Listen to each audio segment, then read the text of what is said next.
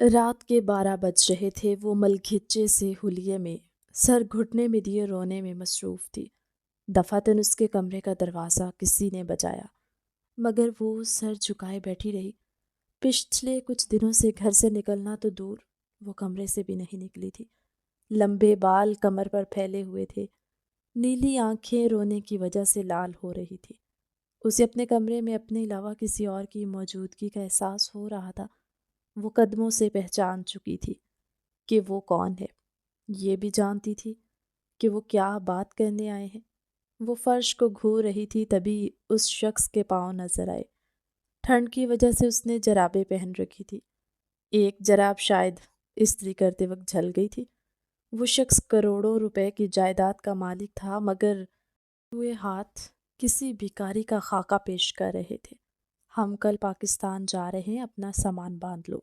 سفید داڑھی والا شخص نظریں جھکا کر لچکدار لہجے میں بولا۔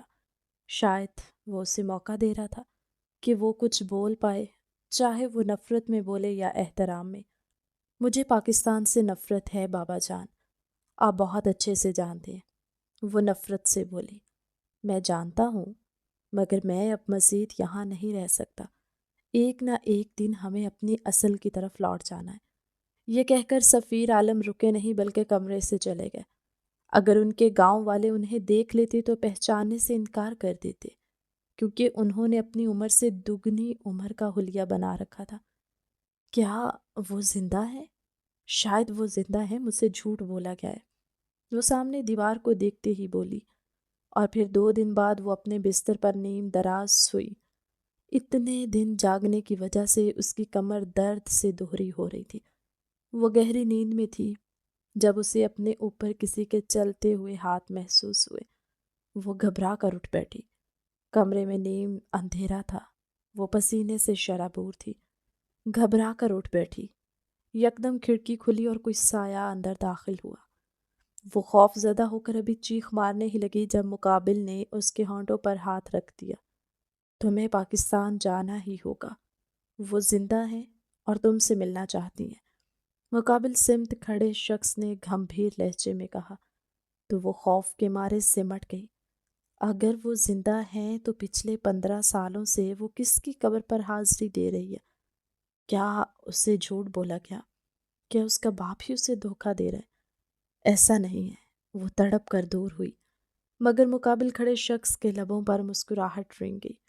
وہ اسے کمر سے پکڑتے ہوئے اپنے قریب کر چکا تھا۔ وہ کسی کٹھ پتلی کی طرح اس کے اشاروں پر چلتے ہوئے اس کے قریب جا کھڑی ہوئی۔ وہ اس شخص کے کندھوں تک آتی تھی۔ اس نے جہاں تک محسوس کیا تھا شاید وہ جم جاتا تھا، تبھی تو 65 کلو کی اس لڑکی کو آسانی سے اٹھا لیتا۔ چھوڑو مجھے، کون ہو تم؟ وہ ضد چھو کر بولی۔ تو اس شخص کا کہکہا کمرے میں گونجنے لگا۔ تم نے مجھے بہت تڑپایا ہے اور میں تم سے ایک ایک چیز کا بدلہ لوں گا۔ تمہارے باپ کے کیے کی سزا ملے گی۔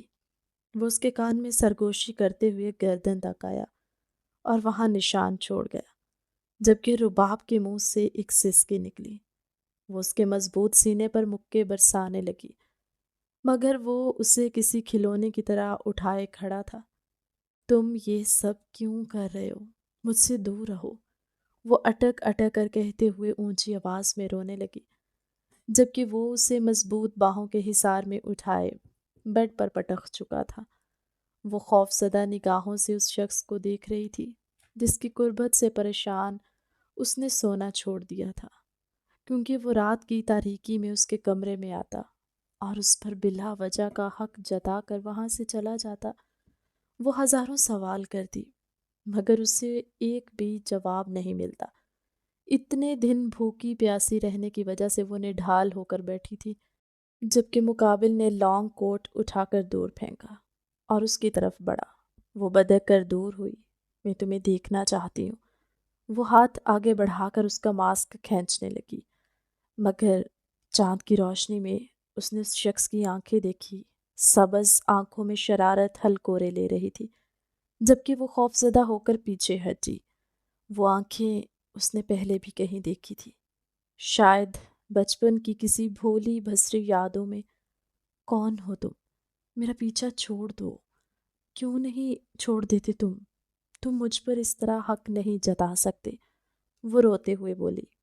تو مقابل سمت شخص بغیر کوئی تاثر دیے خاموشی سے قریب آیا، اس کے ہاتھوں اور ٹانگوں پر دباؤ بڑھاتے ہوئے لبوں کو اپنی دسترس میں لے گیا، جبکہ وہ تڑپ کر دور ہونے کی کوشش میں ہلکان ہو رہی تھی۔ وہ اپنا کام کر کے دور ہٹا۔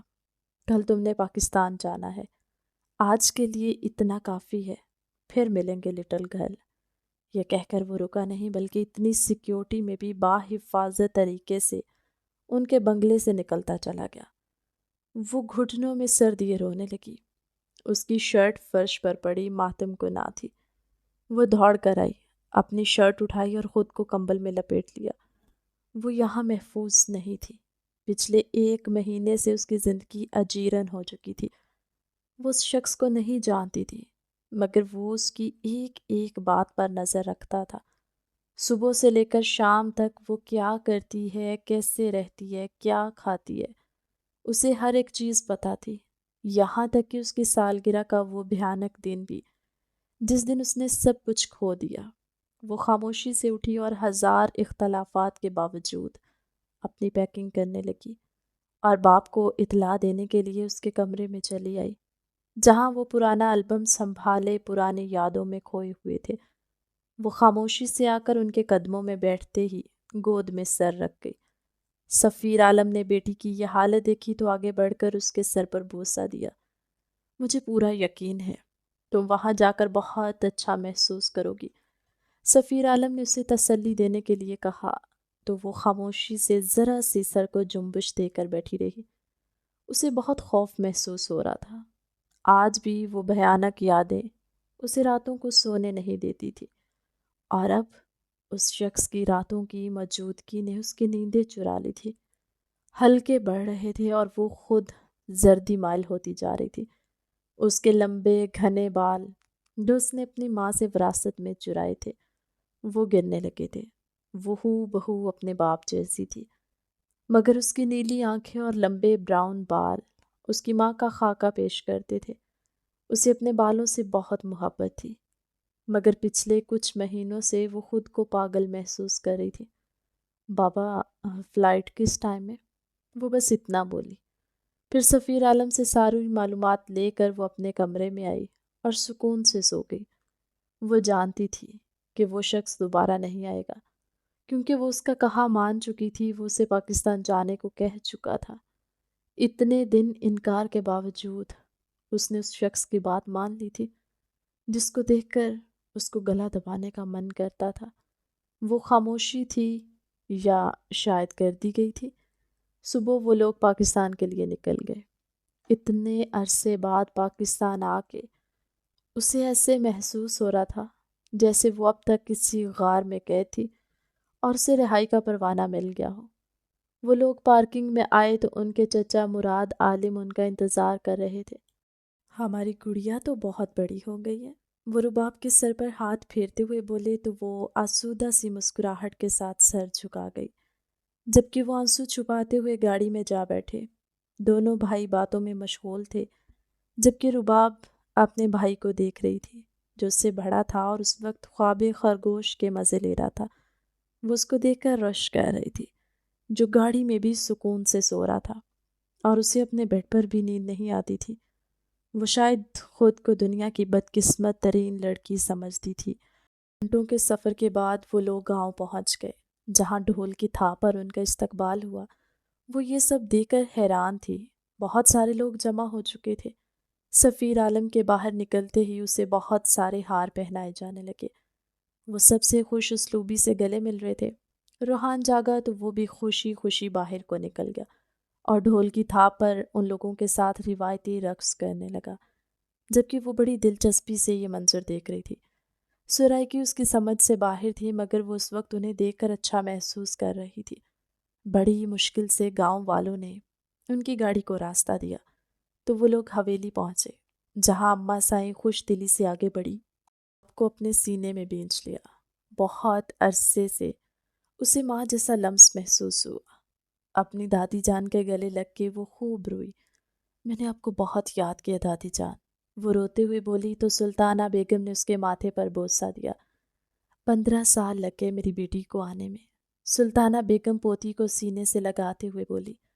جب پوتے پر نظر پڑی تو فوراً آگے بڑھی اور اس کے گلے لگ گئی۔ رباب یہ منظر بڑی محبت سے دیکھ رہی تھی۔ اس نے فوراً کیمرہ نکالا اور ایک تصویر لی جس میں اس کا خاندان کئی برس بعد اکٹھا ہوا تھا۔ وہ سب مسکرا رہے تھے۔ زارا، بچے بہن کو اندر لے جاؤ۔ آسمان پر بادل چھا چکے تھے۔ سلطانہ بیگم نے پوتی کو حکم دیا کہ وہ رباب کو اندر لے جائے۔ وہ نئی نئی تھی اور ان کے ہاں سرائکی بولی جاتی تھی۔ وہ کچھ بھی سمجھ نہیں پا رہی تھی۔ زارا فوراً آئی اور اسے اندر لے جانے لگی۔ وہ مسلسل سرائکی بول رہی تھی۔ جب یکدم چپ ہوئی، مجھے لگتا ہے تمہیں سرائکی نہیں آتی۔ وہ حیران ہوئی تھی جب رباب نے فوراً اس بات میں سر ہلایا۔ کوئی بات نہیں، میں ہوں نا، تمہیں سکھا دوں گی۔ یہ کہہ کر زارا اسے اپنے کمرے میں لے آئی اور پھر اس کے سبھی کزنز وہیں جمع ہو گئے۔ شمائلہ آپی کا پرسوں نکاح ہے اور آج ہم سب شاپنگ پر جا رہے ہیں۔ زارا جو رباب کی ہم عمر تھی وہ پرجوش ہو کر بولی تو رباب کو بہت اچھا محسوس ہوا۔ وہ ان سب میں گھل مل گئی تھی۔ پہلی بار اسے اپنا آپ بہت محفوظ محسوس ہوا۔ آپ بھی پنک کلر کا سوٹ پہن رہی ہیں تو کیوں نہ ہم سب بلیک کر لیں؟ زارا نے مشورہ دیا تو سبھی سر جوڑ کر موبائل پر مختلف ڈریسز دیکھنے لگی، جبکہ رباب بھی ان سب میں شامل ہو چکی تھی۔ وہ بچپن کی فوٹوز دیکھتی رہی اور بہت عرصہ بعد ایسا ہوا تھا کہ وہ کھل کر مسکرائی تھی۔ سفیر عالم نے بیٹی کو دیکھا تو شکر ادا کیا کہ وہ اس ماحول میں ڈھل گئی تھی، ورنہ انہیں اسی بات کا ڈر تھا کہ کہیں وہ اکیلی واپس نہ چلی جائے۔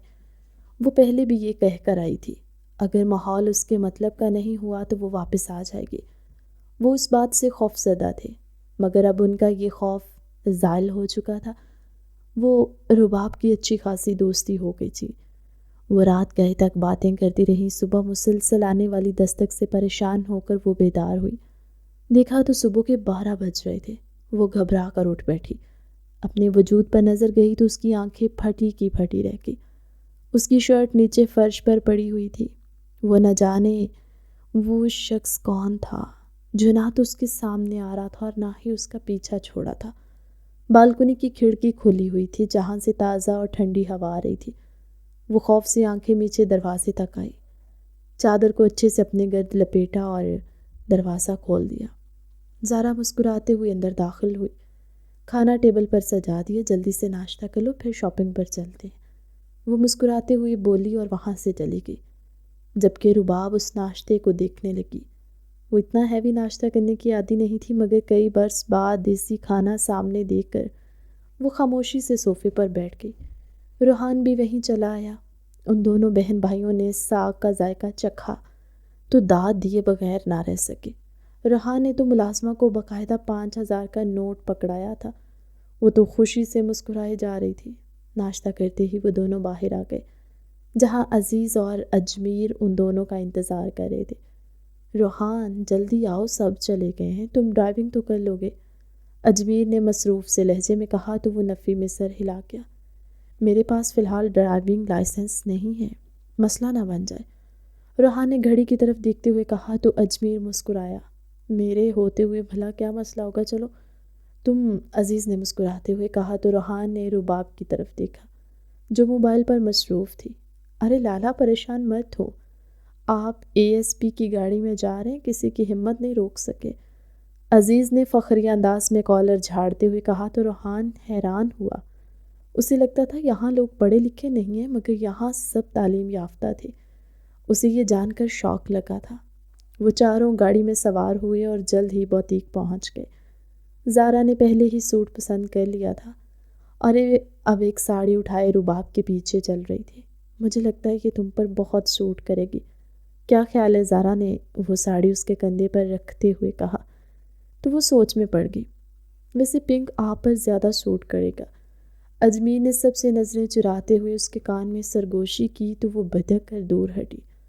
سب بلیک لے رہے ہیں تو میں بھی بلیک لوں گی، وہ سر جھکا کر بولی اور کاؤنٹر تک آئی، مگر پیمنٹ ہو چکی تھی۔ وہ حیران ہوئی، ہر کوئی اپنی پیمنٹ خود کر رہا تھا اور اس کی پیمنٹ نہ جانے کس نے کی تھی۔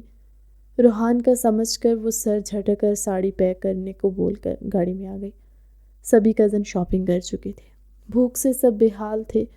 اجمیر نے گاڑی اپنے دوست کے ریسٹورنٹ کے سامنے روکی۔ سبھی کی بھوک چمک اٹھی۔ وہ سب جانتے تھے کہ وہ شہر کا بیسٹ ریسٹورنٹ ہے۔ سبھی مین ایریا کی طرف چلے گئے، جبکہ رباب کا دل نہیں کر رہا تھا کہ وہ خاموشی سے گاڑی میں بیٹھی رہی۔ ابھی سب لوگ گئے ہی تھے جب اس کی نظر سڑک کے اس پار کھڑے ویگو ڈالے پر پڑی، جس کی بونٹ سے ٹیک لگائے کھڑا شخص کوئی اور نہیں، وہی تھا جس نے اسے پریشان کر رکھا تھا۔ اس نے ابھی بھی ماسک پہنے تھا۔ پہلی بار اس کے بال دکھائی دیے۔ اس کی رنگت گندمی مائل تھی۔ وہ شاہانہ چال چلتے ہوئے رباب کی طرف بڑھنے لگا، جبکہ وہ خوفزدہ ہو کر گاڑی کھولنے لگی، مگر گھبراہٹ میں ہینڈل اس کے ہاتھ سے پھسل رہا تھا۔ اس سے پہلے وہ باہر نکلتی وہ وہاں تک آ پہنچا تھا۔ سائیں، کیا حال ہے؟ پاکستان آنے میں کوئی تکلیف تو نہیں ہوئی؟ وہ خالص سرائکی میں بولتے ہوئے اسے حیران کر گیا، جبکہ وہ خوفزدہ ہو کر اسے دیکھ رہی تھی۔ جب وہ لندن میں آیا تھا تب اس کے لہجے سے لگتا تھا کہ وہ سرائکی ہے، مگر اب وہ جس لہجے میں بول رہا تھا وہ دنگ رہ گئی تھی۔ اسے پہلی بار سرائکی زبان اتنی خوبصورت لگی، مگر وہ شخص ہمیشہ اسے اپنی قربت سے پریشان کر دیتا تھا۔ وہ گھبرا کر پیچھے ہٹنے لگی، جبکہ وہ گاڑی میں بیٹھا اور اسے غور سے دیکھنے لگا۔ جیسے ہی رباب نے تھوڑا پیچھے ہونا چاہا، اس شخص نے اس کے گرد گھیرا تنگ کرتے ہوئے اپنے سینے میں بھینچ لیا۔ اس نے ہمیشہ کی طرح وہی خوشبو لگا رکھی تھی۔ رباب کو اپنا آپ مدہوش ہوتے ہوئے محسوس ہوا۔ نہ جانے کیوں وہ اس شخص کی قربت میں بے بس ہو جاتی تھی، اور پھر وہ جو بھی کرتا وہ خاموش رہتی۔ آج اس نے سوچ لیا تھا کہ وہ اپنا دفاع کرے گی۔ اسے دھکا دینے ہی لگی جب وہ اس پر حق جتاتے ہوئے اسے کچھ بھی بولنے سے روک گیا، جبکہ سانس نہ آنے کی صورت میں وہ پھڑ پھڑا کر رہ گئی۔ جیسے ہی اجمیر دور سے آتا ہوا دکھائی دیا، رباب گھبرا گئی۔ دوسری طرف منہ کر کے اپنا دوپٹہ درست کیا۔ جیسے اسے جانے کو بولنے لگی، وہ وہاں سے پہلے جا چکا تھا۔ نہ جانے وہ انسان تھا یا کوئی اور مخلوق۔ وہ جیسے آتا اچانک غائب ہو جاتا۔ سامنے والا ویگو ڈالا بھی نہیں کھڑا تھا، جس کی بونٹ سے وہ شخص ٹیک لگائے کھڑا تھا۔ کئی بار تو رباب کو یہ وہم ہونے لگا، اس کے دیے ہوئے زخم اسے یاد دلاتے کہ وہ آ کر جا چکا ہے۔ رباب نے بے دردی سے اپنا چہرہ صاف کیا اور رونے لگی۔ تبھی اس کا موبائل بج اٹھا۔ اس نے انجان نمبر دیکھ کر کال اٹھانا مناسب نہیں سمجھا اور اجمیر کو دیکھنے لگی، جو کھانا لیے اسی طرف آ رہا تھا۔ تم ایسا کرو، یہیں بیٹھ کر کھا لو، مجھے تمہاری طبیعت کچھ ٹھیک نہیں لگ رہی۔ اجمیر نے اسے تنقیدی نظروں سے دیکھتے ہوئے کہا تو وہ نظریں جھکا گئی۔ وہ کھانا رکھ کر چلا گیا۔ شاید وہ جانتا تھا کہ وہ اس ماحول میں ایڈجسٹ نہیں کر پا رہے۔ زارا بھی وہیں چلی آئی۔ رباب کی آنکھوں میں آنسو دیکھ کر وہ گھبرا گئی تھی۔ کیا بات ہے رباب، تم روئی ہو؟ زارا نے اس کے آنسو پونچھتے ہوئے کہا تو وہ جذباتی ہو کر اس کے گلے لگ گئی۔ کچھ نہیں، وہ ذرا سی آنکھ لگ گئی تھی اور پھر بہت ڈراؤنا خواب دکھا۔ وہ جھوٹ کا سہارا لیتے ہوئے بولی تو زارا فوراً معذرت کرنے لگی۔ تم نے یہ حلوہ کھایا ہے؟ اس کو سون حلوہ بولتے ہیں، ہم سرائکیوں میں یہ بہت مقبول ہے۔ زارا نے سوہن حلوہ اسے کھلاتے ہوئے کہا تو وہ سچ میں اسے بہت پسند آیا۔ اس شخص کی پریشانی کو ایک طرف رکھے زارا کے ساتھ باتوں میں مشغول ہو گئی۔ کیسا لگا پھر؟ زارا نے اس سے سوال کیا تو وہ مسکرائی۔ بہت مزیدار۔ وہ ایک بار پھر حلوہ کھاتے ہوئے بولی تو روحان نے حیران ہو کر اسے دیکھا۔ وہ میٹھے کو ہاتھ بھی نہیں لگاتی تھی اور مسلسل وہ حلوہ کھائے جا رہی تھی۔ پھر پل بھر کو اسے لگا کہ اس کی بہن پاکستان میں آ کر تھوڑا تو بدلی ہے۔ شاید یہ بدلاؤ مثبت تھا یا پھر منفی، یہ آنے والا وقت بتانے والا تھا۔ کیوں نہ آج ہم گیدرنگ رکھ لیتے ہیں، سب مل کر سوہن حلوہ بنائیں گے، زارا نے پرجوش ہو کر کہا تو سب نے حیران ہو کر اسے دیکھا۔ تمہیں کھانا بنانا بھی آتا ہے؟ رباب نے پریشانی سے سوال کیا تو وہ مسکرائی۔ اس نے ایک بار روٹی بنائی تھی، وہ کتے نے بھی نہیں کھانی تھی۔ آفاق اچانک بولا تو زارا نے اسے خفگی سے گھورا، جبکہ وہ کھسیانہ ہو کر مسکرانے لگا۔ رباب پہلی بار مسکرائی تھی۔ سب کزنز کا سارے راستے مذاق چلتا رہا۔ جب وہ کمرے میں آئی تو زارا نے حیران ہو کر اس کی ساڑی دیکھی۔ تم نے سبز کلر کی ساڑی لی تھی، بتایا تو نہیں؟ زارا حیران ہو کر بولی، کیونکہ ان سب کزنس کا تھیم تھا کہ وہ بلیک پہنیں گے۔ زارا کے کہنے پر وہ حیران ہو کر مڑی اور ساڑی دیکھی تو دنگ رہ گئی۔ جس نے پیمنٹ کی تھی یہ اسی کا کام تھا۔ وہ جھنجھلا کر ساڑی واپس پٹک گئی، جبکہ اسے اس کے رویے پر زارا حیران ہوئی۔ میں نے بلیک ساڑی لی تھی، لگتا ہے کوئی غلطی ہو گئی ہے، وہ بولی تو زارا حیران ہوئی۔ اچھا کوئی بات نہیں، یہ بھی تم پر بہت سوٹ کرے گی، یہ کہہ کر وہ اپنے کپڑے اٹھا کر چلی گئی، جبکہ رباب غصے سے بالکنی میں آ کر کھڑی ہو گئی۔ 15 کلومیٹر دور کھڑے شخص نے اپنے کمرے کی بالکنی میں لگے ہوئے دوربین سے اس بیزار لڑکی کو دیکھا اور مسکرا دیا۔ فائنلی وہ یہاں آ چکی ہے۔ اس نے برسوں اس پل کا انتظار کیا تھا۔ وہ اس کی قربت کے لیے تڑپ رہا تھا۔ سائیں کل سے آف لائن ہے، سب خیریت تو ہے؟ خالد سرائکی میں کہا گیا۔ یہ جملہ رباب نے حیران ہو کر اپنے موبائل کی چمچماتی سکرین پر دیکھا۔ اسے اتنا تو پتہ چل چکا تھا کہ وہ شخص سرائکی ہے اور یہی اس کے آس پاس رہتا ہے، مگر وہ کون ہے؟ اسے اجمیر پر شک گزرا، کیونکہ اس کو لب و لہجہ تقریباً ایک جیسا تھا اور وہ اس کے کندھے تک آتی تھی، مگر اجمیر ایسا کیوں کرے گا؟ وہ خوفزدہ ہو کر آنکھیں میچ گئی، پھر اپنے کمرے میں آ گئی۔ ابھی تو میں نے صحیح سے دیدار بھی نہیں کیا تھا سائیں، اور آپ اندر چلے گئی؟ چلیں پھر ملاقات ہوگی، سارے حساب پورے کریں گے۔ دوسرا میسج دیکھ کر اس کا خون کھول اٹھا، یعنی وہ شخص اس پر ہر طرح سے نظر رکھے ہوئے تھا۔ ایک بار پھر وہ بالکنی میں آئی اور چور نظروں سے اپنے موبائل کی طرف دیکھا۔ کس کو ڈھونڈ رہی ہیں آپ سائیں؟ ایک اور میسج دیکھ کر وہ پیر پٹکتے ہوئے موبائل زور سے جھولے میں پھینک کر باہر آ گئی، جہاں زارا اسی کی طرف آ رہی تھی۔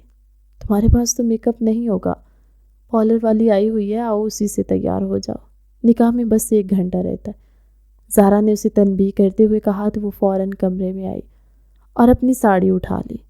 اسے سبز رنگ سب سے زیادہ ناپسندیدہ لگتا تھا۔ جب اس نے الماری کھولی تو اس کا حیرت سے منہ کھلے کا کھلا رہ گیا۔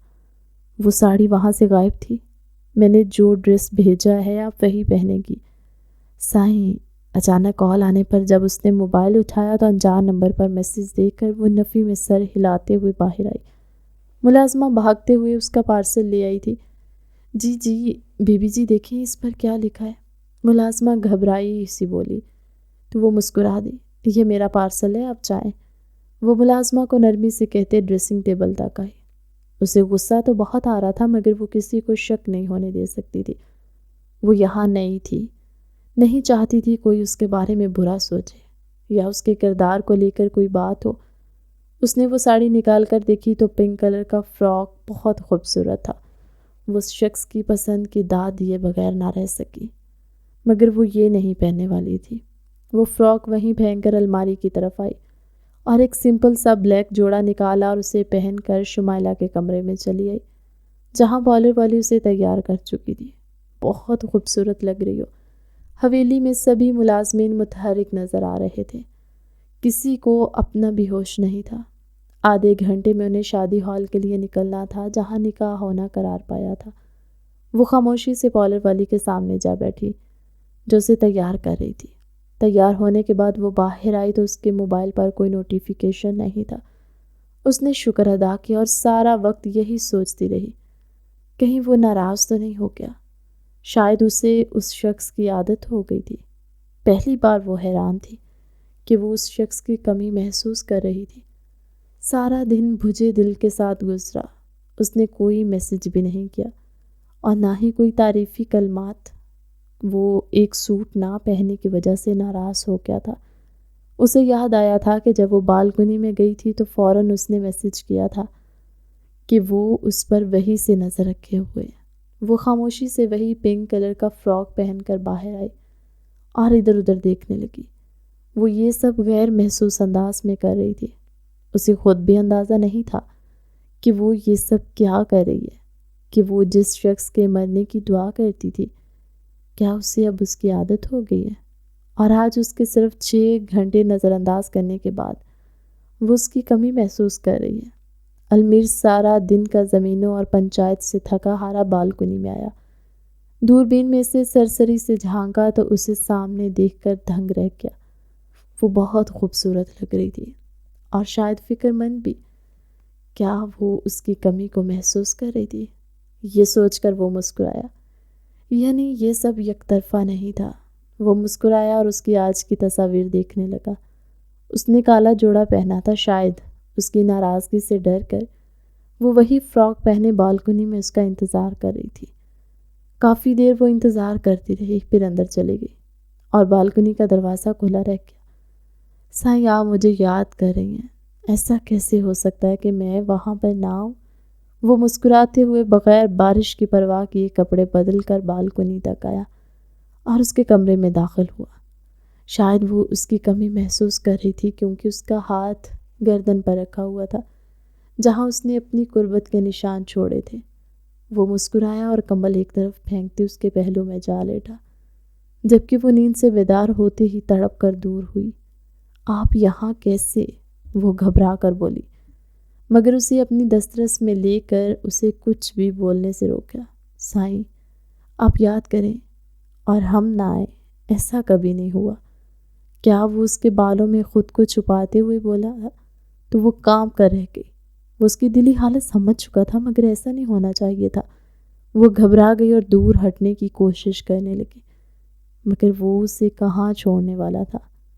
آپ مجھے یاد کر رہی تھی، آپ یہ مان لیں، وہ سرگوشی کرتے ہوئے بولا تو وہ نظریں جھکا گئی۔ اس کے دل میں بہت سے سوال تھے، مگر وہ شخص اسے ہمیشہ چپ کرا دیتا۔ وہ اسے دور بھی نہیں رہ پا رہی تھی اور اس کی قربت میں اتنا گھبرا جاتی کہ اسے کچھ سمجھ نہیں آتی تھی۔ وہ بہت باتیں کرتا تھا، یہ شاید اسی کے سامنے بولتا تھا۔ وہ کافی دیر وہیں رہا، جب جانے لگا تو رباب نے اس کا ہاتھ تھام لیا۔ کون ہیں آپ؟ وہ اتنا ضد ہو کر بولی تو وہ مسکرایا، آگے بڑھ کر اس کے کان کے قریب آیا۔ اپنے باپ سے پوچھنا کہ المیر خانزادہ کون ہے۔ اگر انہوں نے تمہیں سچ بتا دیا تو میں مان جاؤں گا کہ تمہارے باپ نے تمہیں دھوکہ نہیں دیا۔ یہ کہہ کر وہ جانے ہی لگا تھا جب وہ چادر اوڑھ کر اس کے پیچھے چلی آئی۔ میں تمہیں دیکھنا چاہتی ہوں، وہ نڈر لہجے میں بولی تو وہ حیران ہوا۔ شاید اس کی محبت نے ہی اسے اتنی ہمت دی تھی کہ وہ کچھ پوچھ پاتی، اور نہ پچھلے 1 مہینے سے وہ اپنی من مرضیاں کرتا چلایا تھا۔ سائیں آپ کا حکم سر آنکھوں پر، وہ گمبھیر لہجے میں کہتے ذرا سا سر جھکا کر بولا تو رباب اس کی اتنی فرما برداری پر حیران رہ گئی۔ جب اس نے ماسک ہٹایا تو وہ دیکھ کر دنگ رہ گئی۔ اتنا وجیح مرد، اس پر جان چھڑکتا تھا۔ اسے اپنی آنکھوں پر یقین نہیں آ رہا تھا۔ وہ منہ کھولے اسے دیکھ رہی تھی۔ وہ بہت خوبصورت تھا۔ پہلی بار وہ اسے دیکھ کر دنگ رہ گئی۔ سائیں ایسے دیکھتی رہیں گی تو میں جا نہیں پاؤں گا، اور یہاں رہوں گا تو سہ نہیں پائیں گی، وہ معنی خیز انداز میں کہتے ہوئے اس کی طرف بڑھنے لگا۔ رباب ایک ایک قدم پیچھے کی طرف لینے لگی۔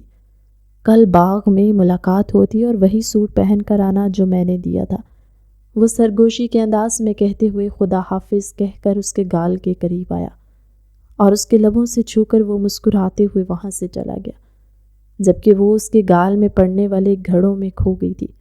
وہ کتنا خوبصورت شخص تھا۔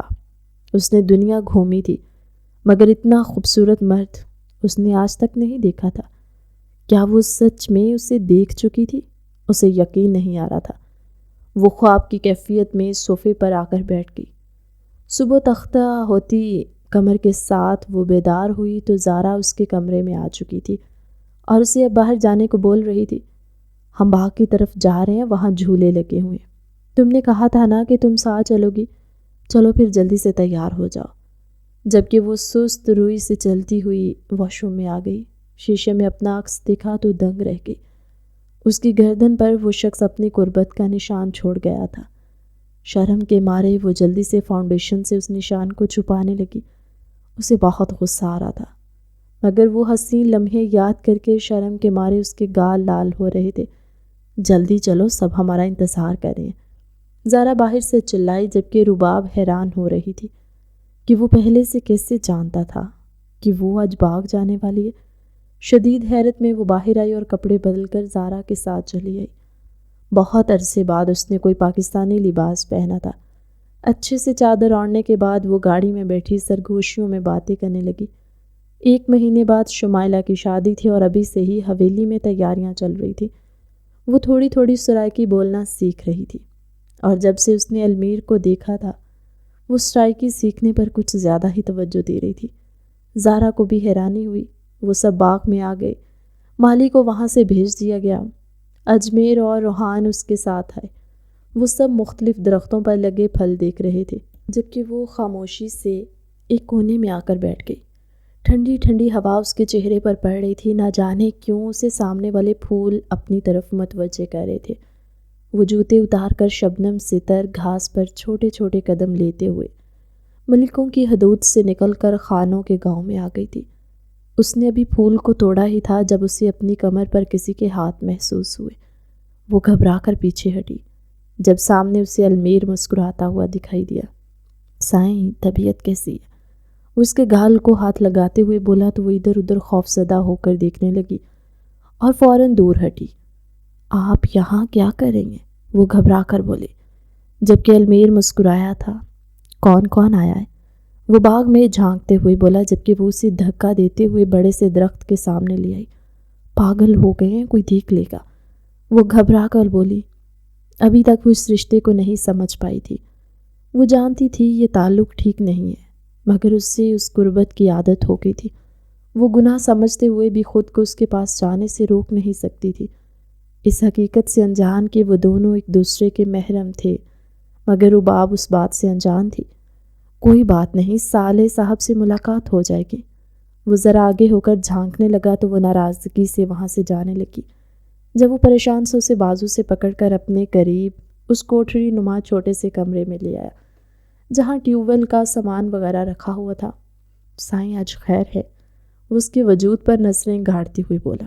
وہ پاکستانی لباس میں بہت مہذب لگ رہی تھی، جبکہ المیر نے دل پر ہاتھ رکھے اسے دیکھنے میں محو تھا۔ اسے اپنے سینے میں اترتی ہوئی محسوس ہو رہی تھی۔ کیوں، کیا ہوا؟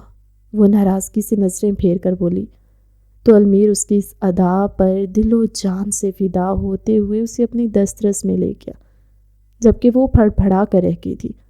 وہ جا بجا اس کے چہرے پر اپنا لمس چھوڑ رہا تھا، جبکہ وہ اس کی قربت میں نڈھال گرنے ہی لگی تھی جب المیر نے آگے بڑھ کر اسے باہوں کے حصار میں لیتے ہوئے دیوار سے پن کیا۔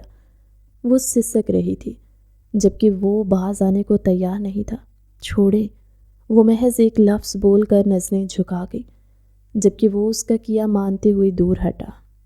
اتنے سے آپ کا سانس پھول جاتا ہے، پتہ نہیں ساری رات کیسے برداشت کریں گی، وہ بے باکی سے کہتے ہوئے اسے دیکھنے لگا، جبکہ شرم کے مارے وہ سر جھکا گئی، جبکہ وہ اس کی صدا پر دل و جان سے فدا ہوتے ساری دوریاں مٹا گیا۔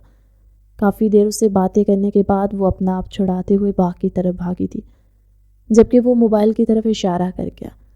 وہ وہاں آئی تو ریحان اور اجمیر پاگلوں کی طرح اسے ڈھونڈ رہے تھے۔ کہاں چلی گئی تھی؟ اجمیر نے آگے بڑھ کر سوال کیا تو وہ نفی میں سر ہلا گئی۔ کہیں تم خانوں کی زمینوں میں تو نہیں چلی گئی تھی؟ اجمیر خوفزدہ ہو کر بولا، جبکہ ریحان نے حیران ہو کر اسے دیکھا۔ اس میں کون سی بڑی بات ہے؟ ریحان کے کہنے پر اجمیر نے سر پکڑ لیا۔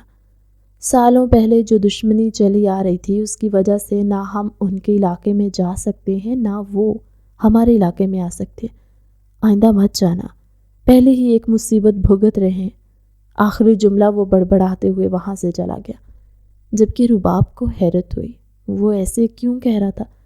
المیر اسے دھوکہ دے رہا تھا یا پھر بدلہ کے لیے یہ سب کر رہا تھا؟ اس کے ذہن میں نئے نئے سوال جنم لینے لگے۔ وہ گاڑی میں آ کر بیٹھ گئی تھی۔ سارا راستہ مختلف سوچوں میں پھنسی رہی۔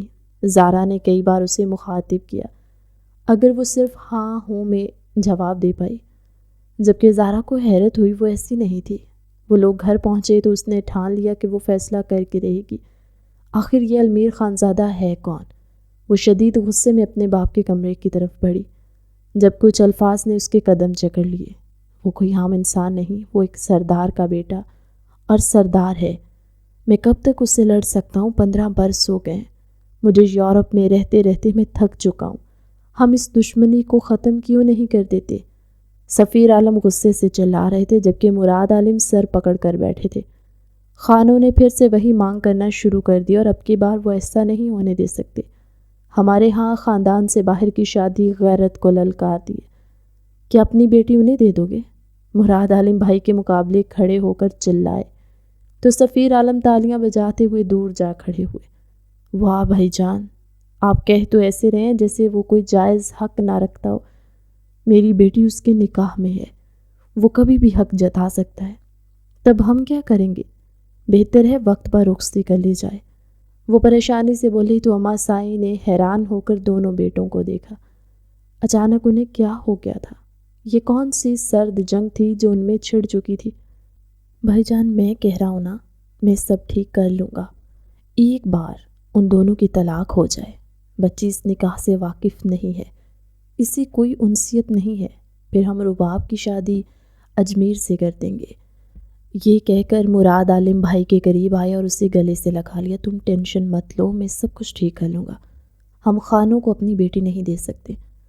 کیا تم 15 سال پہلے جو کچھ کہا ہوا تھا وہ سب بھول چکے ہو یا پھر یاد نہیں کرنا چاہتے؟ کیا تم اپنے بچوں کو ابھی تک دھوکے میں رکھے ہوئے ہو؟ تم جس کی قبر پر لے کر جاتے ہو وہ جانتے ہیں کہ وہ وہاں نہیں ہے۔ مراد عالم چلائے تو پل بھر کو سفیر عالم نظریں چرا گئے۔ خان اپنا بدلہ نہیں چھوڑیں گے بھائی، سفیر عالم بے بسی سے بولے۔ انہیں کچھ سمجھ نہیں آ رہی تھی، بیٹی کو بچائیں یا پھر اس عورت کو جس سے انہوں نے محبت کے دعوے کر رکھے تھے، اور آج وہ سرعام دنیا کے سامنے کہتے پھرتے تھے کہ وہ اس دنیا میں نہیں رہی، حالانکہ حقیقت کچھ اور تھی۔ تم رباب کو راضی کرو، اس کا نکاح اجمیر سے ہوگا، اور میں چاہتی ہوں شمائلہ کی شادی کے ساتھ ان کی بھی شادی ہو جائے۔ اماں سائی غصے سے کہہ کر بالکنی کی طرف بڑھ گئیں، جبکہ وہ دونوں بھائی سر پکڑ کر رہ گئے۔ سفیر عالم بیوی کو بھی بچانا چاہتے تھے اور بیٹی بھی، خانوں کو نہیں سونپنا چاہتے تھے۔ مراد عالم بھی یہی چاہتے تھے، مگر دونوں کے طریقے مختلف تھے۔ اب کیا ہوگا بھائی؟ سفیر عالم پریشانی سے بولے تو مراد نے ان کا شانہ تھپ تھپایا۔ تم پریشان مت ہو، پہلے رباب سے بات کرو تاکہ اس سے اس حقیقت کا علم ہو، اور جب تم اسے بتاؤ گے تو انہوں نے کسی طرح اس کی ماں کو قید کیا رکھا تو وہ لوگوں سے نفرت کرنے لگیں گے اور طلاق کے کاغذات پر سائن کر دے گی۔ تم فکر مت کرو، یہ کہہ کر مراد عالم چلے گئے، جبکہ وہ سن ہوتے قدموں کے ساتھ اپنے کمرے میں آ گئی اور ان لمحات کو یاد کرنے لگی جب المیر اور وہ ایک ساتھ تھے۔ کیا وہ اسے سچ میں چھوڑ دے گا یا پھر وہ گھر والوں کے دباؤ میں آ جائے گی؟ اسے سب سے بڑا شوق یہ لگا تھا کہ اس کی ماں زندہ ہے۔ نہ جانے پچھلے 15 سالوں سے اس کا باپ کس کی قبر پر اسے لے کر جا رہا تھا۔ اتنا بڑا دھوکہ سہنے کے بعد وہ خاموشی سے صوفے کے ساتھ آ کر فرش پر نیچے ہی بیٹھ گئی اور زاروں کی طرح رونے لگی۔ مجھے تم سے ملنا ہے، وہ میسج کرتے ہی خاموشی سے بیڈ پر آ کر لیٹ گئی۔ آنسو سے چہرہ بھیگ چکا تھا، وہ خود نڈھال ہو کر بیڈ پر پڑی ہوئی تھی۔ کیا وہ یہ سب اتنی آسانی سے چھوڑ دے گی، صرف اپنی ماں کے لیے، یا پھر فیصلہ کچھ اور ہوگا؟ کیا یہ سب اتنا آسان تھا؟ چچا نے کیسے کہہ دیا تھا؟ ایسے کیسے کر سکتے تھے؟ ایک بار تو رائے جانی چاہیے تھی اس کے۔ جیسے المیر کھڑکی کے پاس آیا وہ اٹھی اور بھاگتے ہوئے بغیر دوپٹے کا لحاظ کیے اس کے سینے سے آ لگی تھی۔ میں آپ کو نہیں چھوڑ سکتی، آپ سے محبت کرنے لگی ہوں، آپ مجھے چھوڑ تو نہیں دیں گے؟ وہ لاڈ سے اس کے سینے پر سر رکھے روتے ہوئے بولی۔ المیر نے پریشان ہو کر اسے دیکھا۔ کیا وہ جان چکی تھی کہ وہ ایک دوسرے کے محرم ہیں؟ سائیں، اگر ایک بھی آنسو اور گرا تو مجھ سے برا کوئی نہیں ہوگا، سمجھی آپ؟ وہ غصے سے کہتے ہوئے اس کے آنسو صاف کرنے لگا، جبکہ اس کے رونے میں شدت آ گئی تھی۔ المیر کو پہلی بار احساس ہوا تھا کہ وہ کتنی نازک تھی۔ اسے صوفے پر بٹھانے کے بعد وہ دروازے تک آیا، اچھے سے دروازہ بند کیا، بالکنی کا دروازہ دھیا اور اس کے پہلو میں آ کر بیٹھ گیا۔ کیا ہوا ہے میری جان کو، اور میں کیوں چھوڑوں گا بھلا آپ کو؟ کوئی آکسیجن کے بغیر بھی زندہ رہتا ہے، وہ شرارت بھرے لہجے میں کہتے ہوئے اس کے کان میں سرگوشی کرنے لگا، جبکہ وہ شرما کر سر جھکا گئی۔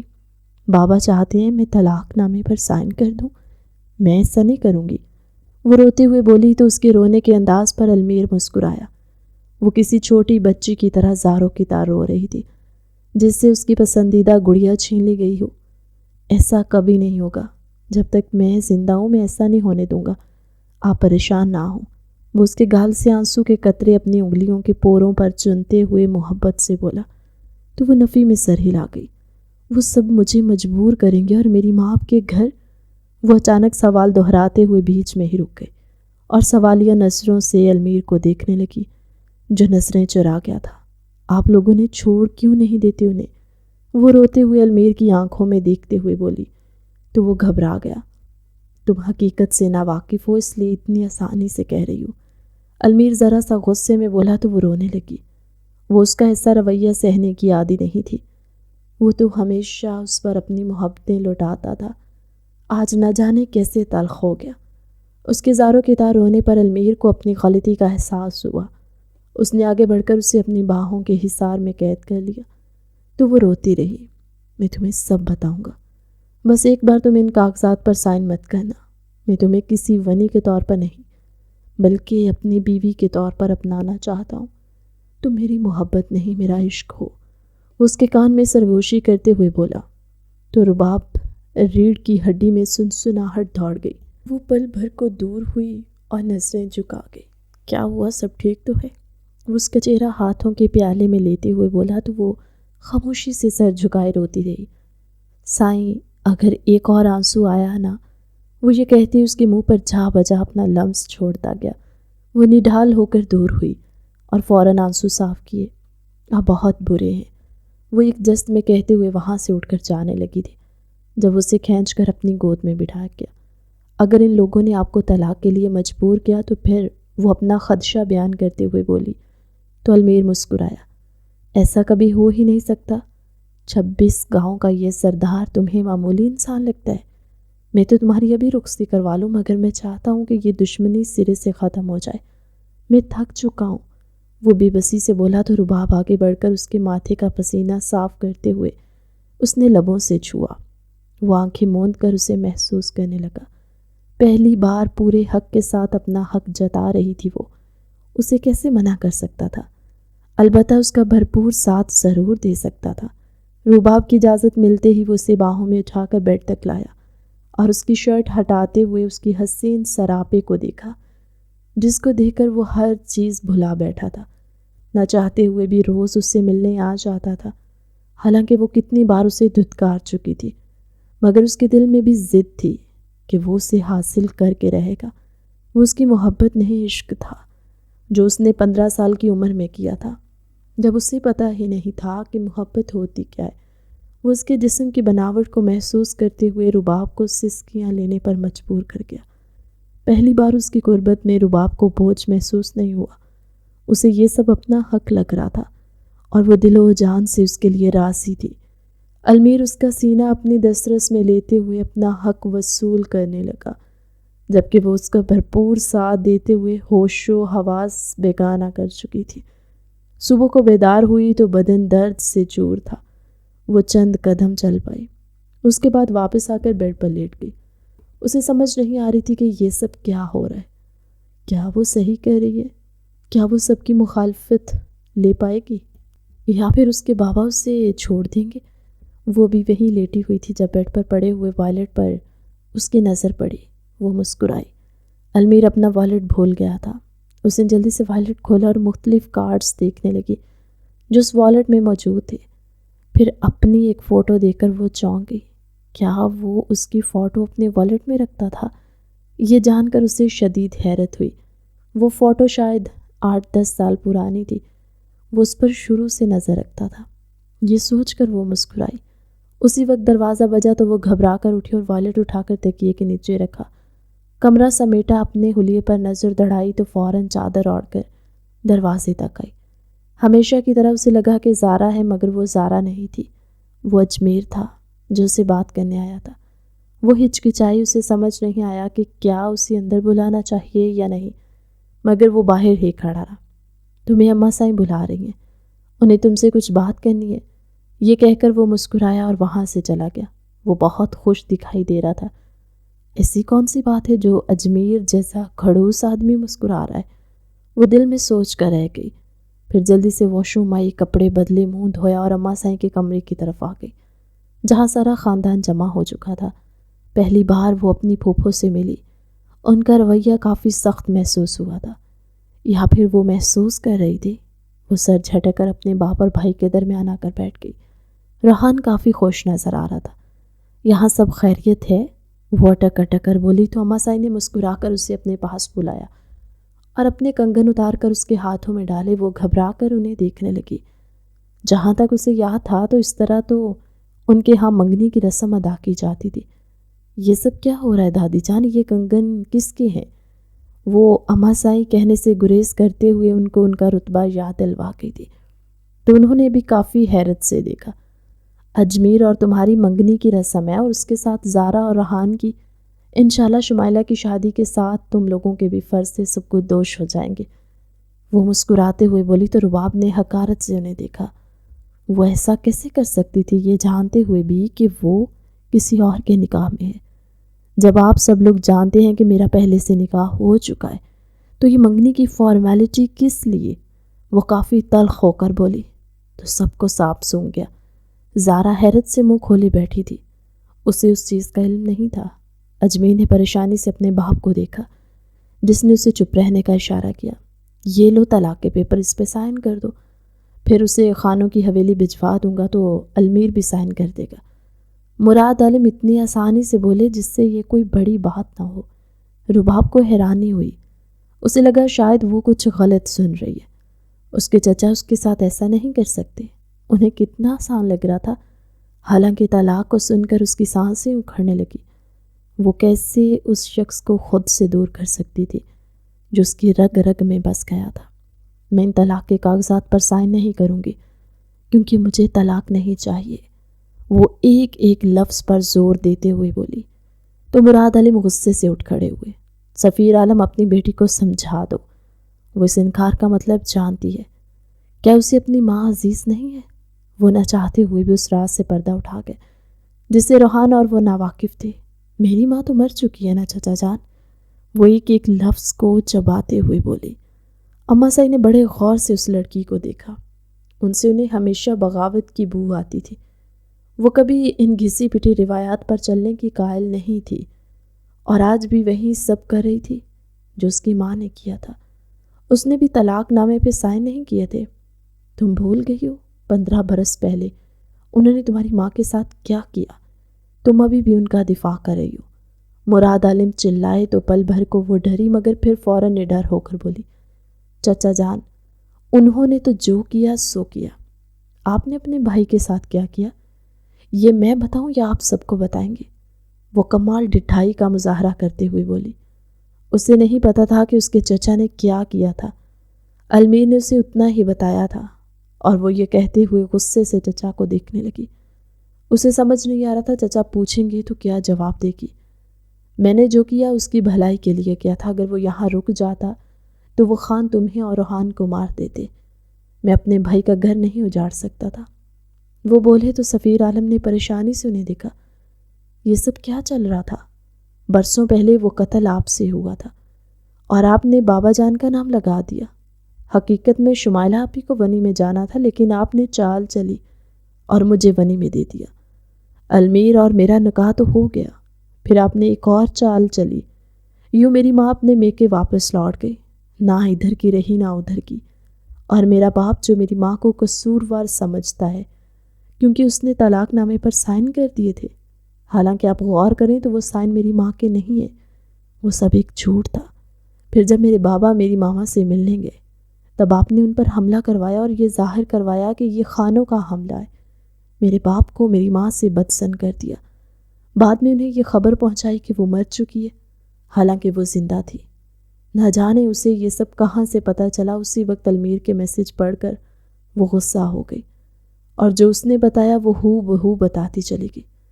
وہ نہیں جانتی تھی وہ ایسا کیوں کر رہی ہے، مگر وہ اب تھک چکی تھی ان نفرتوں کے بیچ۔ وہ بیزار ہو گئی تھی۔ اس کے چچا جو مخلص ہونے کا دعویٰ کرتے تھے مگر اپنی راجدھانی بچانے کے لیے کتنا کچھ کر چکے تھے۔ میں آ رہا ہوں، تمہیں فکر کرنے کی ضرورت نہیں ہے۔ المیر کے میسج نے اسے خوفزدہ کر دیا۔ کیا ایک بار پھر وہ بھیانک رات آنے والی تھی جس رات میں 2 خاندانوں کے بیچ خون کی ہولی کھیلی گئی؟ وہ گھبرا گئی اور سب کو دیکھنے لگی۔ مراد عالم نے آگے بڑھ کر اس کے چہرے پر ایک تھپڑ مارا تھا۔ وہ لڑکھڑاتے ہوئے دروازے پر جا لگی۔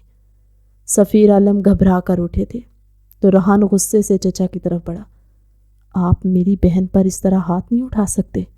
وہ دھاڑا تو مراد عالم نے اس کی طرف حقارت سے دیکھا۔ تمہاری بہن ہماری عزت کا جنازہ نکالتی پھر رہی ہے۔ کون ہے یہ لڑکا؟ مراد عالم نے اس کے ہاتھ سے موبائل کھینچتے ہوئے المیر کی چیٹ کھولی تو ریحان نے پریشانی سے بہن کی طرف دیکھا۔ کون ہے یہ؟ وہ غصے سے اسے گھور رہا تھا۔ میں کسی کی عزت کا جنازہ نہیں نکال رہی، شوہر ہے میرا، اور میں کم از کم اپنی ماں کی طرح آپ کے کہے میں نہیں آؤں گی، اور نہ ہی اپنی زندگی آپ کی ان روایات کے لیے برباد کروں گی۔ یہ کہہ کر وہ رکی نہیں، وہاں سے جانے ہی لگی جب سفیر عالم اپنے دل پر ہاتھ رکھتے ہوئے نیچے گر گئے۔ وہ جس عورت سے محبت کے باوجود نفرت کا دعویٰ کرتے رہے، وہ بے قصور تھی۔ قصوروار تو اس کا مخلص بھائی تھا جو یہ سب کرتا آیا تھا۔ نہ جانے ان سے کیا چھپایا گیا تھا۔ وہ روتے ہوئے نیچے بیٹھ گئے۔ درد کی شدت سے دل پھٹا جا رہا تھا۔ ربا بھاگی اور باپ کا سر اپنی گود میں رکھ لیا۔ ریحان نے فوراً گاڑی نکالی۔ ابھی وہ لوگ گیٹ تک آ ہی رہے تھے جب المیر پنچایت کے سرداروں اور اپنے گارڈز کے ساتھ وہاں داخل ہوا۔ مجھے ابھی اسی وقت رخصتی چاہیے۔ وہ دھاڑا تو مراد عالم غصے سے آگے بڑھے۔ تم نے ہمارے خاندان ٹکڑوں میں بانٹ دیا، میں تمہیں چھوڑوں گا نہیں۔ وہ گن اٹھائے آگے بڑھے مگر المیر نے انہیں فوراً سنبھال لیا۔ میں آپ کی عمر کا لحاظ کر رہا ہوں، ورنہ گن چلانی مجھے بھی آتی ہے۔ وہ غصے سے دھاڑا۔ ہر طرف خاموشی چھا گئی۔ سفیر عالم دل پر ہاتھ رکھے اپنے ہوش و حواس سے بیگانہ ہو چکی تھی، مگر المیر ان کو گاڑی کو وہاں سے جانا ہی نہیں دے رہا تھا۔ زہرا بھاگ کر قرآن لے آئی تھی۔ اسی وقت 2 منٹ کے اندر اندر ان کی رخصتی ہوئی اور وہ لوگ سفیر عالم کو لے کر ہسپتال پہنچے۔ سارا دن کوریڈور میں بیٹھنے کے بعد ڈاکٹر باہر نکلے تو وہ بھاگتی ہوئی ڈاکٹر کے پاس آئی۔ ڈاکٹر انکل، میرے بابا کی طبیعت کیسی ہے؟ وہ سفیر عالم کے بہترین دوست ڈاکٹر شہاب سے پوچھتے ہوئے کمرے کی طرف بھاگی۔ اس نے جواب سننا بھی مناسب نہیں سمجھا۔ اس کے بابا نکاہت کے مارے بستر پر لیٹے ہوئے تھے۔ انہیں ہارٹ اٹیک آیا تھا۔ وہ ان کے ہاتھ چومتے ہوئے رونے لگی۔ بابا، میں جان چکی ہوں، آپ کی کوئی غلطی نہیں تھی، ساری غلطی چچا کی تھی، مجھے معاف کر دیجیے، لیکن میں المیر کو نہیں چھوڑ سکتی۔ یہ کہہ کر وہ رونے لگی۔ سفیر عالم نے آگے بڑھ کر اس کے سر پر ہاتھ رکھا۔ بیٹی، مجھے اس رشتے سے کوئی اعتراض نہیں، بلکہ میں خود تم لوگوں کی دھوم دھام سے شادی کرواؤں گا۔ یہ کہہ کر سفیر عالم خاموش ہو گئے۔ المیر مسکراتا ہوا اندر داخل ہوا۔ انکل، مجھے آپ سے یہی امید تھی، میں پھوپھو کو لے آیا ہوں، وہ آپ سے ملنا چاہتی ہے۔ ان کی کوئی غلطی نہیں تھی، یہ سب سفیر عالم کا کیا دھرا ہے۔ میں بہت پہلے کلیئر کر دینا چاہتا تھا، مگر مجھے موقع نہیں ملا۔ کتنی دفعہ ہی میں نے آپ سے ملاقات کرنے کی کوشش کی، مگر ہر بار سفیر عالم بیچ میں آ گئے اور یہ غلطیاں بڑھتی چلی گئی۔ المیر ان کا ہاتھ تھامتے ہوئے بولا تو وہ مسکرانے لگے۔ درد ایک طرف مگر اپنی بیٹی کی خوشی انہیں سب سے زیادہ عزیز تھی۔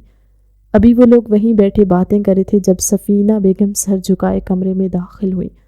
وہ بہت کمزور ہو چکی تھی، اتنی کہ سفیر عالم پہچان بھی نہیں سکے۔ یہ وہی سفینہ ہے جس کے لیے وہ اپنے خاندان سے بغاوت کر کے تھے۔ سفینہ شرمندگی سے ان کے پاس آ کر بیٹھ گئی۔ مجھے احساس ہے میں نے اپنے حق کے لیے نہ لڑ کر اچھا نہیں کیا، کاش میں اس وقت ایک بار آپ سے بات کر لیتی۔ میرے بھائیوں نے جو مجھے کہا میں نے اس پر اعتبار کر لیا۔ روتے ہوئے بولی تو وہ ان کا ہاتھ تھام لی۔ سفینہ، تمہاری غلطی نہیں تھی، تم تو عورت تھی، لیکن میں تو مرد تھا، تمہارے لیے سٹینڈ لے سکتا تھا، مگر میں بھائی کی باتوں میں آ گیا۔ وہ روتے ہوئے بولے، مراد عالم کو کبھی بھی سفیر اور سفینہ بیگم کا رشتہ نہیں بایا تھا، کیونکہ سفینہ پہلے ان کی منگیتر تھی۔ انہوں نے خاندانی دشمنیوں کی وجہ سے وہ رشتہ توڑ دیا، مگر سفینہ سفیر سے ملی تو ان سے محبت کرنے لگی۔ وہ دونوں کلاس فیلو تھے۔ خاندان سے بغاوت کر کے ان دونوں نے یہ شادی کر لی، مگر مراد عالم کی نظروں میں یہ رشتہ کھٹکتا تھا، اس لیے وہ چاہتے تھے یہ ٹوٹ جائے۔ ایک روز سفینہ کے بھائی سے بحث کے دوران ان سے قتل ہو گیا اور انہوں نے یہ قتل سفیر پر ڈال کر خود کو بچا لیا۔ یہ سب بہت اچانک ہوا، کوئی کچھ سمجھ ہی نہیں پایا۔ بابا، چچا آپ سے ملنے آئے ہیں۔ روحان سر جھکائے بولا تو سفیر عالم نے بھائی کو دیکھا جو شرمندہ سا دروازے میں کھڑا ہوا تھا۔ میں آپ سے بہت شرمندہ ہوں، وہ سر جھکا کر بولا۔ شاید وہ ہوش کی دنیا میں لوٹ چکے تھے۔ ان کی سازشوں نے کتنے لوگوں کے دل دکھائے اور نہ جانے کتنے گھر برباد ہوئے، یہاں تک کہ انہوں نے اپنی بیوی کو بھی کھو دیا، لیکن وہ پھر بھی باز نہیں آئے تھے۔ میں نے جو کچھ کیا بہت غلط تھا، میں مانتا ہوں۔ تم جو سزا دو، چاہے تو پنچایت کے ذریعے کارروائی کرو تو کرواؤ، میں تمہیں ہر جانہ دینے کو تیار ہوں۔ وہ المیر کی طرف بڑھتے ہوئے بولے تو المیر نے آگے بڑھ کر انہیں گلے سے لگا لیا۔ چچا جان، جو ہونا تھا ہو چکا ہے، ہم سب کچھ بھول کیوں نہیں جاتے؟ ہم کیوں اتنی پرانی دشمنیوں کو آگے لے کر چل رہے ہیں؟ وہ تھک چکا تھا۔ میں تھک چکا ہوں، علاقے میں امن و امان قائم ہو۔ وہ سچ میں تھکا ہوا لگ رہا تھا۔ رباب نے محبت بھری نگاہوں سے اسے دیکھا۔ ماتھے پر بال بکھرے ہوئے تھے، تھکاوٹ اس کے چہرے سے ظاہر تھی۔ تو پھر کیوں نہ شادی کی تیاریاں کر لی جائیں؟ میں اپنی اس غلطی کا ازالہ کرنا چاہتا ہوں۔ وہ بولے تو المیر نے مسکرا کر رباب کو دیکھا، جو شرم کے مارے سر جھکائے کھڑی تھی۔ ابھی اسی وقت اسٹاف روم میں ملو، وہ یہ میسج کرتے ہی وہاں سے چلا گیا، جبکہ وہ شاہانہ چال چلتی ہوئی اسٹاف روم میں داخل ہوئی۔ وہ پرائیویٹ ہسپتال اس کے بابا کے دوست کا تھا اور وہاں وہ اتنے ہی آزادانہ طریقے سے گھوم رہی تھی جیسے اس کا اپنا ہو۔ اسٹاف روم میں داخل ہوتے ہی وہ مسکراتے ہوئے اسے دیکھ رہا تھا۔